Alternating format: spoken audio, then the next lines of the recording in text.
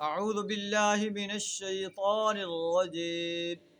بسم اللہ الرحمن الرحیم یا ایہا الذین آمنوا لا تتولوا قوما غضب اللہ علیہم قد یئسوا من الآخرة كما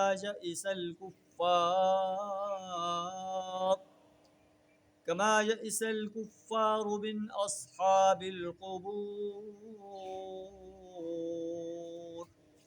صدق اللہ العظیم۔ سورہ الممتحنہ آیت نمبر 13 آپ کے سامنے تلاوت کی ہے۔ اللہ ارشاد فرما رہا ہے اہل ایمان کو، اے ایمان کا دعویٰ کرنے والے انسانوں، لا تتولوا قوما، ایسے لوگوں کو دوست نہ بناؤ،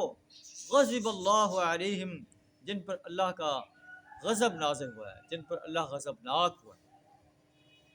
قد یئسوا من الآخرہ، یہ لوگ آخرت سے اسی طرح مایوس ہیں، کما یئس الکفار من اصحاب القبور، جس طرح قبروں میں پڑے ہوئے کافر مایوس ہیں کہ اب ان کے لیے خیر کا کوئی ذریعہ نہیں ہے، خیر کا کوئی چانس نہیں ہے، انہیں جہنم کی آگ میں جلنا ہے۔ یا جس طرح وہ اس بات سے مایوس ہیں کہ انہیں دوبارہ دنیا میں بھیجا جائے گا کہ وہ نیک اعمال کر لیں۔ تو کافر انسانوں کو، اللہ کے مغضوب انسانوں کو دوست نہ بناؤ۔ آج ہم موجودہ حالات میں دیکھیں کہ ہمارے مسلمان بھائی، ہمارے مسلمان حکمران کافروں کو دوست بنا کر ان کے دست و بازو بنے ہوئے ہیں۔ فلسطین کے دشمنوں کے ساتھ ان کی دوستیاں ہیں، ان لوگوں کے ساتھ ان کی دوستیاں جو فلسطینیوں پر بمباری کر رہے ہیں۔ تو کیا اللہ ہم سے نہیں پوچھے گا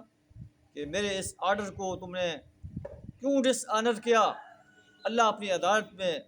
ایسے تمام حکمرانوں کو کھڑا کر کے پوچھے گا کہ میں نے تمہیں آرڈر دیا تھا لا تتولوا قوما غضب اللہ علیہم،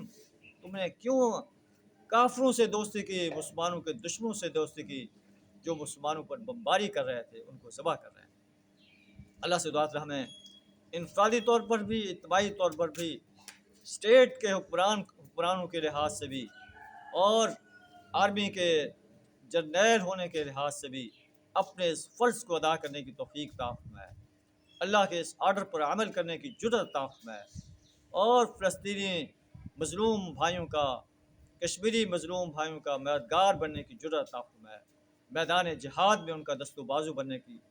جرأت عطا فرمائے۔ وآخر دعوانا